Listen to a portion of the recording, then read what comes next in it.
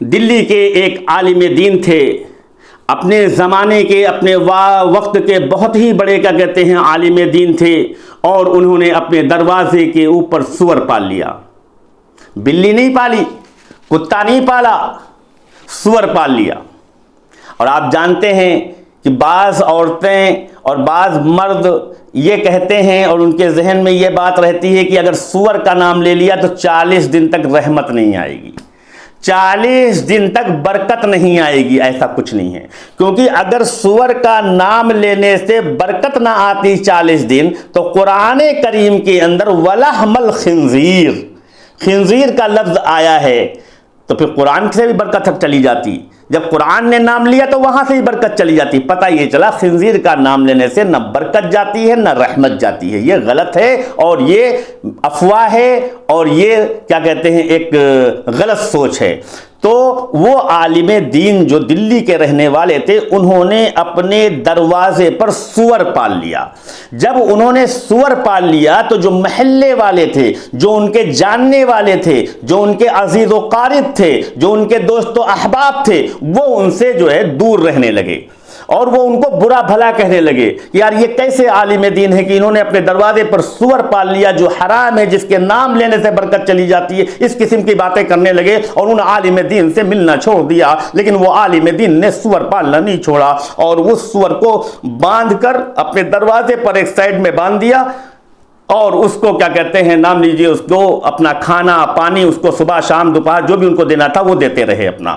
ایک مرتبہ کیا ہوتا ہے، ایک مرتبہ وہ کیا کہتے ہیں دلی کی جامع مسجد میں شیخ آتے ہیں جو حرم شریف کے امام تھے اس وقت میں۔ امام حرم جب دلی کے اندر تشریف لائے تو دلی کے اندر آنے کے بعد انہوں نے نماز پڑھائی، نماز جمعہ۔ نماز جمعہ پڑھانے کے بعد انہوں نے اعلان کیا کہ میں یہ سوچتا ہوں کہ نماز کے بعد کی جو دعا ہے وہ فلاں عالم دین کروائے، لہٰذا اگر مجمع میں فلاں عالم دین جو دلی کا رہنے والا ہے، جس کا یہ نام ہے، اگر وہ موجود ہوں تو میں ان سے التماس کرتا ہوں کہ وہ آگے تشریف لائیں۔ لہٰذا لوگوں نے دیکھا، نام بھی لوگ جانتے تھے، لوگ پہچانتے بھی تھے، وہ بیٹھے تھے، لوگوں نے کہا کہ ہاں وہ صاحب تشریف لے رہے ہیں۔ لیکن وہ پریشان اس لیے ہوئے کہ یہ سور پالنے والا عالم دین اس سے امام حرم دعا کروانے کے لیے کہہ رہے ہیں، یہ کون سا فلسفہ ہے۔ لیکن باہر کیف انہوں نے آگے پہنچے، امام حرم نے ان سے التجا کیا، درخواست کیا، گزارش کیا، حکم نہیں کیا بلکہ گزارش کیا کہ آپ دعا کروا دیجئے۔ وہ منع کر رہے تھے، انکار کر رہے تھے، لیکن امام حرم نہیں مان رہے تھے۔ امام حرم کے اصرار پر حضرت مولانا نے دعا کروائی۔ دعا کے دوران دلی کی جامع مسجد کے سارے مصلیان جنہوں نے نماز جمعہ ادا کی تھی دہاڑ مار کر رو رہے تھے اور چیخ رہے تھے، ایسی دعا میں تاثیر تھی۔ اور اس دعا کے کرنے کے بعد جب مولانا صاحب نے دعا مکمل کروا دی اور اس کے بعد جو ہے لوگ آگے بڑھنے لگے اور امام حرم سے کہنے لگے، حضرت یہ اتنا بڑا امام کہ امام حرم کہتا ہے کہ دعا کروانے کے لیے، لیکن حضرت ایک بات ہے، ہم کو شکایت ہے ان سے۔ کہ کیا شکایت ہے تم کو ان سے؟ کہ لگے انہوں نے اپنے دروازے پر سور پال لیا ہے۔ بولے سور پال لیا ہے؟ بولے اچھا۔ تو بولے حضرت کی کوئی وجہ رہی ہوں گی، تبھی پالا ہوگا انہوں نے، کوئی مجبوری رہی ہوگی، کوئی کہنے لگا یہ ریزن ہم کو معلوم ہونا چاہیے۔ تو بہت پوچھا تو حضرت نے کہا یہ ہمارا پرسنل معاملہ ہے، اس کو آپ مت پوچھئے، لیکن لوگوں نہیں مانے۔ پھر امام حرم نے بھی یہی بات کہی کہ حضرت ان کے دل میں جو ہے غلط گمانی ہے، ان کو بتا دیجئے کہ ریزن کیا ہے، اگر کوئی ریزن ہو تو بتا دیجئے، اگر معقول عذر ہے تو بتا دیجئے آپ۔